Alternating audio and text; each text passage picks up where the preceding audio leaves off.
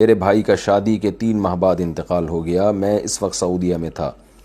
مجھ سے والدین نے کچھ رقم لی تھی کہ بھائی کی شادی کے لیے جو زیور لیا تھا اس کے پیسے بقایا ہیں، وہ دینے ہیں، تو میں نے دے دیے.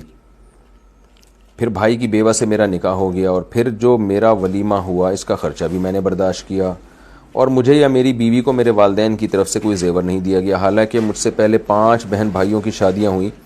ان کو والد صاحب کی جانب سے ہر کسی کو 5 تولہ سونا دیا گیا، اور شادیوں کے تمام خرچے بھی والد صاحب نے کیے. میں تو ہمیشہ اسے سمجھتا رہا کہ والدین کے پاس پیسے نہیں ہیں، تو اس وجہ سے انہوں نے مجھ پر کوئی خرچہ نہیں کیا. لیکن اب میں دیکھتا ہوں کہ والدین باقی بھائیوں کی مالی مدد کرتے ہیں. بڑے بھائی کے مکان بنانے میں بہت بڑی رقم والدین نے دی. میں بے روزگار ہوں. ابھی کیا میں والدین سے اپنے حصے کا 5 تولہ سونا یا جو رقم میں نے بھائی کی شادی کے لیے دی تھی وہ مانگ سکتا ہوں یا نہیں؟ مانگ سکتے ہیں، اگر دے دیں ٹھیک ہے، نہیں دیں تو پھر ان کو تنگ نہ کریں. البتہ والدین نے یہ غلط کیا. نعمان بن بشیر رضی اللہ عنہ سے صحیح حدیث مروی ہے کہ نبی صلی اللہ علیہ وسلم کے پاس ایک شخص آیا. اس نے کہا کہ میں یہ غلام اپنے بیٹے کو گفٹ دینا چاہتا ہوں، تو آپ اس پہ گواہ بن جائیں. تو نبی نے فرمایا کیا دوسرے بیٹے کو بھی غلام گفٹ میں دے رہے ہو؟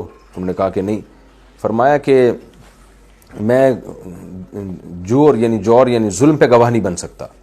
تو نبی صلی اللہ علیہ وسلم نے اس عمل کو ظلم قرار دیا کہ ایک اولاد میں ایک کے ساتھ بہت اچھا سلوک، دوسرے کو آپ محروم کر رہے ہیں.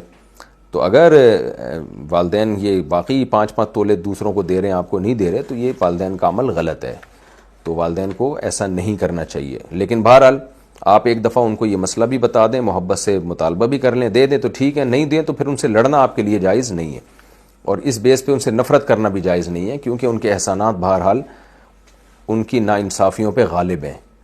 یوں کہنا چاہیے ان کی انصافیاں ناانصافیوں پہ غالب ہیں.